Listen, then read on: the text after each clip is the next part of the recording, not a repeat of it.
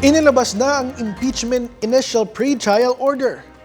Ano na kaya ang susunod na hakbang ng prosecution team bilang paghahanda sa trial proper? Ngayong pinipilit iugnay sa kaso ng impeachment ang pagsasampa naman ng kaso sa isang senador. Ang report ihahatid ni Judea Bernardo.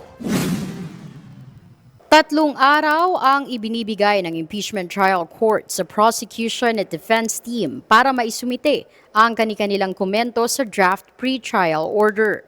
Ayon kay legal spokesperson Attorney Benjamin J. Tolosa Jr., pagkatapos maisumite ang mga komento, tsaka lang ilalabas ng korte ang final pre-trial order na maglalaman ng mga napagkasunduan ng defense team at prosecution, pati na rin ang mga pamamaraang susundin sa paglilitis.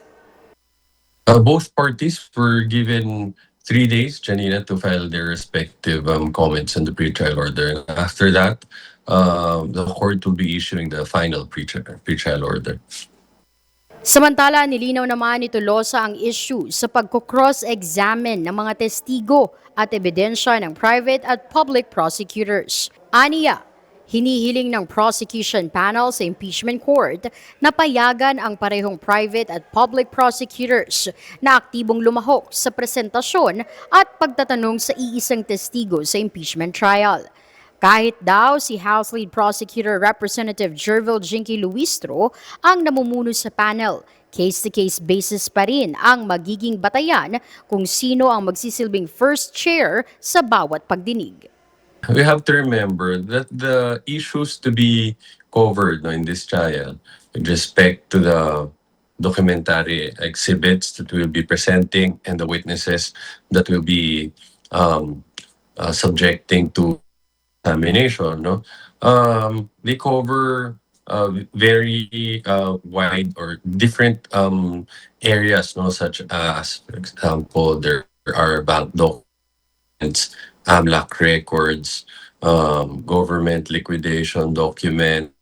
Si impeachment advisor Robert Ace Barbers naman, nilinaw kung ano ang kanyang magiging parte sa impeachment proceedings bilang dagdag na spokesperson at official advisor ng Kamara.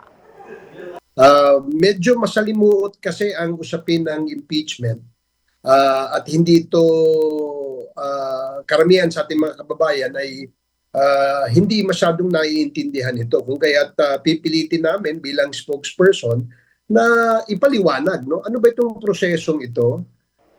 Sinagot din ng dalawang spokesperson ang issue patungkol sa pag-uugnay ni Senator Dante Marcoleta sa impeachment at sa pagsasampa sa kanya ng kasong plunder. Ayon kay Barbers, bagaman nirerespeto niya ang opinyon ni Marcoleta, malinaw daw na malayo ang issue ng plunder case nito sa impeachment trial ng Vice-Presidente. Hindi naman siya konektado, no, dito sa usapin ng nalalapit na paglilitis, no, sa impeachment court, no. I don't think it has value kapag nakasuhan ang isang membro ng Senado na labas doon sa usapin ng impeachment. Sa ngayon, inaasahang maisusumite na ng magkabilang panig ang kanilang mga komento sa loob ng 3 araw. Sa oras naman na lumabas na ang final pre-trial order, tsaka tutulak ang impeachment proceedings alinsunod sa itatakdang schedule ng Senate Impeachment Court. Mula rito sa Kamara, ako po si Judea Bernardo para sa DATV News. Maraming salamat, Judea Bernardo.